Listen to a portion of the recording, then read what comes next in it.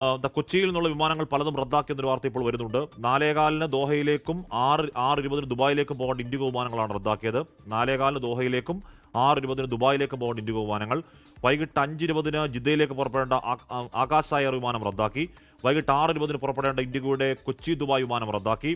രാത്രി 9:50 റാസൽ കൈമയിലേക്ക് പുറപ്പെടേണ്ട ഇൻഡിഗോയുടെ വിമാനം റദ്ദാക്കി. രാത്രി 10:50 പുറപ്പെടേണ്ട ഇൻഡിഗോയുടെ കൊച്ചി അബുദാബി വിമാനം റദ്ദാക്കി എന്ന വാർത്ത വരുന്നു. ഇതിനോടകം ഗൾഫിലേക്കൊക്കെ യാത്ര പോകേണ്ടവർ, ഈ ഫ്ലൈറ്റിലൊക്കെ പോകേണ്ടവർ ഈ അറിയിപ്പ് ഒന്ന് ശ്രദ്ധിക്കണം. കൊച്ചിയിൽ നിന്നുള്ള ഒരുപാട് വിമാനങ്ങൾ ഇപ്പോൾ റദ്ദാക്കുന്നുണ്ട്. അത് 4:15, 6:20, 5:20, 6:20, 9:50, 10:50 പോകേണ്ട പല വിമാനങ്ങളും അത് പ്രധാനമായും ദുബായിലേക്കുള്ളതാണ്. ദുബായിലേക്കും ജിദ്ദയിലേക്കൊക്കെ ഉള്ളതാണ്. ഇൻഡിഗോയുടെ പ്രധാന വിമാനങ്ങളൊക്കെ റദ്ദാക്കിയിട്ടുണ്ട്. അതുകൊണ്ട് യാത്രക്കിറങ്ങും മുമ്പ് എന്താണ് വിമാനങ്ങളുടെ സ്റ്റാറ്റസ് എന്ന കാര്യം ഒന്ന് പരിശോധിച്ചിട്ട് വേണം പ്രിയപ്പെട്ട പ്രേക്ഷകർ ഇറങ്ങാൻ. ഒരുപാട് വിമാനങ്ങൾ റദ്ദാക്കി. എയർപോർട്ടിൽ പ്രശ്നങ്ങൾക്ക് സാധ്യത, അത്രയും വിമാനങ്ങൾ പെട്ടെന്ന് റദ്ദാക്കുമ്പോൾ പ്രശ്നം ഉണ്ടാവുകയും ചെയ്യും. സുഹൈൽ മുഹമ്മദ് കൂടി ചേരുന്നുണ്ട്. സുഹൈൽ, ഉറപ്പായും അമേരിക്കയുടെയും ഇസ്രായേലിന്റെയും ആത്യന്തികമായ ലക്ഷ്യം അവിടെ ഖമനയെ അട്ടിമറിക്കാവുന്ന, ഒന്നുകിൽ കൊല്ലുക അല്ലെങ്കിൽ ആ ഭരണകൂടത്തെ ഇല്ലാതാക്കുക എന്നുള്ളതാണ്. അത് പറയാനുള്ള കാരണം ഇതിന് നേരത്തെ ഉണ്ടായ പ്രക്ഷോഭങ്ങൾ, അവിടെ ജനകീയ പ്രക്ഷോഭങ്ങളൊക്കെ തന്നെ അതിൽ അമേരിക്കൻ ഇസ്രായേൽ കൈകളുണ്ട് എന്ന് കൃത്യമായി തന്നെ പലരും അന്വേഷിച്ചു കണ്ടെത്തി പറഞ്ഞിരുന്നതാണ്. ഉറപ്പായും ആ സർക്കാരിനെതിരായ ഭരണവിരുദ്ധ വികാരത്തിനോടൊപ്പം തന്നെ അതിനെ ഫ്യൂവൽ ചെയ്യാൻ ഈ അമേരിക്കൻ ഇടപെടൽ ഉണ്ടായിട്ടുണ്ട്. അവിടെ അതുണ്ടായി, അപ്പോഴും ഭരണമാറ്റം സംഭവിച്ചില്ല. അപ്പോൾ നേർക്കുനേർ ആയുധമായി ഇറങ്ങുകയാണ്. നേരത്തെ നേർക്കുനേർ ലക്ഷ്യം വെച്ചത് ഖമനയെയും പെഷസ്കിയാനെയുമാണെന്ന് അറിയാൻ കഴിയുന്നത്. കൊല്ലുക എന്നുള്ളതായിരുന്നു ലക്ഷ്യം. അത് അമേരിക്കയ്ക്ക് സാധ്യമായിട്ടുണ്ടോ എന്നറിയില്ല. എന്തായാലും അത് പൂർത്തിയാവാതെ ഈ 4 ദിവസത്തെ യുദ്ധം അവസാനിപ്പിക്കുമോ എന്നറിയില്ല. നമ്മുടെ പ്രാഥമികമായ ആശങ്ക ഗൾഫ് മേഖലയാണ്. ഗൾഫ് മേഖലയിൽ ഇപ്പോഴും തുടർന്നുകൊണ്ടിരിക്കുന്ന ഇറാന്റെ പ്രത്യാക്രമണം എപ്പോൾ തീരും എപ്പോൾ പ്രതീക്ഷിക്കണം? സുഹൈൽ, കാശ്മീർ അതിർവരമ്പുകളില്ലാതെ യുദ്ധമുഖത്തുള്ള എല്ലാ മനുഷ്യരുടെ ജീവൻ നമുക്ക് വിലപ്പെട്ടതാണ്. ഒരൊറ്റ ജീവൻ പോലും പൊലിയാതെ എത്രയും വേഗത്തിൽ സമാധാനം ഉണ്ടാകട്ടെ എന്ന് നമ്മൾ ആത്മാർത്ഥമായി ആഗ്രഹിക്കുമ്പോഴും നിലവിൽ ഈ മണിക്കൂറിൽ അത്തരത്തിലൊരു ചർച്ച എവിടെയും നടക്കുന്നില്ല എന്ന ഏറ്റവും സങ്കടകരമായ കാര്യം. ഹാഷ്മി പറഞ്ഞതുപോലെ തന്നെ 1978 പഹലവി ഭരണകൂടത്തെ അട്ടിമറിച്ചുകൊണ്ട് അല്ലെങ്കിൽ അടിച്ചമർത്തിക്കൊണ്ട് അവിടെ ഇസ്ലാമിക ഭരണകൂടം നിലവിൽ വന്നത് മുതൽ അമേരിക്കയും ഇറാൻ തമ്മിലുള്ള ബന്ധം വളരെ വളരെ മോശമാണ്. അതായത് 48 വർഷമായി അമേരിക്ക ഇറാന് മേൽ എക്കണോമിക് സാങ്ഷൻ, സാമ്പത്തിക ഉപരോധം ഏർപ്പെടുത്തിയിരുന്നു. ആ ഘട്ടത്തിലൊക്കെ ധീരമായ നിലപാട് സ്വീകരിച്ച് അമേരിക്കയ്ക്ക് ഒരു അണുവീട വഴങ്ങാതെ മുന്നോട്ട് പോയ രാഷ്ട്രം കൂടിയായിരുന്നു ഇറാൻ. പക്ഷേ ആ ഒരു സിറ്റുവേഷൻ അല്ല നിലവിൽ ഇറാനുള്ളത്. കഴിഞ്ഞ കുറച്ച് മാസങ്ങൾ നമ്മൾ എടുത്ത് പരിശോധിച്ചാൽ സമാധാനമില്ലാത്ത രീതിയിൽ ഇറാൻ അമേരിക്ക മുമ്പിൽ അടിയറവ് പറയുന്ന പല ഘട്ടങ്ങൾ നമ്മൾ കണ്ടു. അതിൽ ഏറ്റവും പ്രധാനപ്പെട്ട കാര്യം ഇർഫാൻ സഹദിയുടെ ഈ പറയുന്ന വധശിക്ഷ റദ്ദ് ചെയ്ത നടപടിയാണ്. അതായത് ഒരു നാട്ടിൽ ആ നാടിന്റെ പരമാധികാരത്തെ വെല്ലുവിളിച്ചുകൊണ്ട് ആ നാട്ടിലെ ജനങ്ങൾ ഒരു പ്രക്ഷോഭം നടത്തുന്നു. ആ പ്രക്ഷോഭകാരിൽ പ്രധാനപ്പെട്ട ആളെ വധശിക്ഷയ്ക്ക് ആ രാഷ്ട്രം വിധിക്കുന്നു. ആ വധശിക്ഷയ്ക്ക് വിധിച്ച രാഷ്ട്രത്തിനുമേൽ അമേരിക്ക ഇടപെട്ട് ആ വ്യക്തിക്ക് വധശിക്ഷ നൽകരുതെന്ന് ഇറാനുമേൽ സമ്മർദ്ദം ചെലുത്തുന്നു.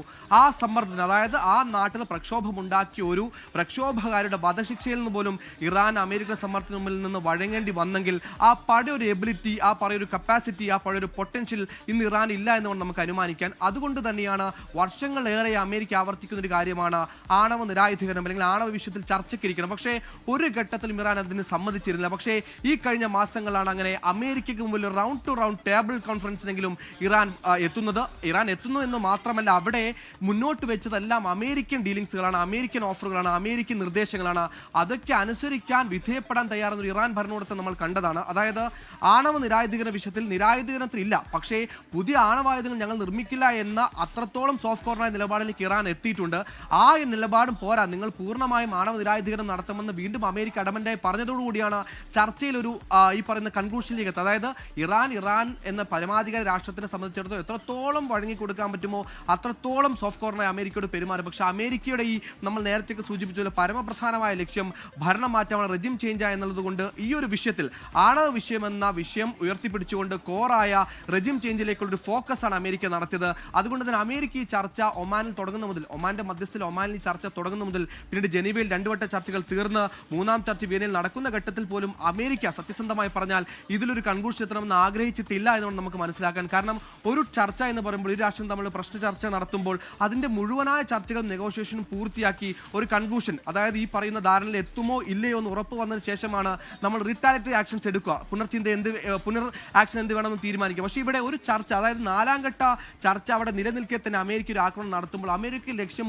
പൂർണ്ണമായും പറഞ്ഞാൽ അത് ആണവ നിരായുധീകരണമല്ല, റെജിം ചേഞ്ച് തന്നെയാണ്. അതിന് പ്രധാനപ്പെട്ട കാരണം ഈ പറഞ്ഞതുപോലെ ഇത്രയും കാലം അമേരിക്ക ലക്ഷ്യമിട്ടതും ഈ പറയുന്ന സുപ്രീം പവർ, അതായത് മത ഭരണാധികാരികളുടെ സുപ്രീം പവർ, ആയത്തുള്ള ഖമീനിയുടെ അടക്കം ഭരണമാറ്റമാണ്. അതിന് പറ്റിയൊരു ഗ്രൗണ്ട് ആ ഘട്ടത്തിൽ നിന്ന് ഇറാനിൽ ഉണ്ടായിരുന്നില്ല. പക്ഷേ അതിന് പറ്റിയൊരു ഗ്രൗണ്ട് ഇപ്പോഴാണ് ഉരുതിരിഞ്ഞു വരുന്നത്. അതിന് പ്രധാനപ്പെട്ട കാര്യം നമ്മൾ പറയുന്നത് പ്രക്ഷോഭത്തിന്റെ കാരണം സാമ്പത്തിക ഞെരുക്കമാണെന്നൊക്കെ നമ്മൾ പറയുമ്പോഴും ഈ പ്രക്ഷോഭത്തെ ഫ്യൂവൽ ചെയ്യുന്നത് അവിടെയുള്ള ഈ മതഭരണകൂടത്തിനെതിരെയുള്ള ഖമേനി ഭരണകൂടത്തിനെതിരെയുള്ള യുവാക്കളുടെ പ്രക്ഷോഭമാണ്. അതായത് ഈ പറയുന്ന വിനിമയം, അതായത് രൂപയുടെ അവരുടെ കറൻസിയുടെ വിനിമയ തകർച്ചയ്ക്ക് അപ്പുറത്തേക്ക് ആ ഫ്യൂവൽ ചെയ്യപ്പെടാനുള്ള കാരണം രാഷ്ട്രീയമാണ്. അതായത് അവിടെ ആയത്തുള്ള അൽ ഖമേനിയുടെ നേതൃത്വത്തിലുള്ള ഭരണകൂടത്തിനെതിരെ ആ നാട്ടിൽ തന്നെ വലിയ രീതിയിൽ പ്രക്ഷോഭമുണ്ട്.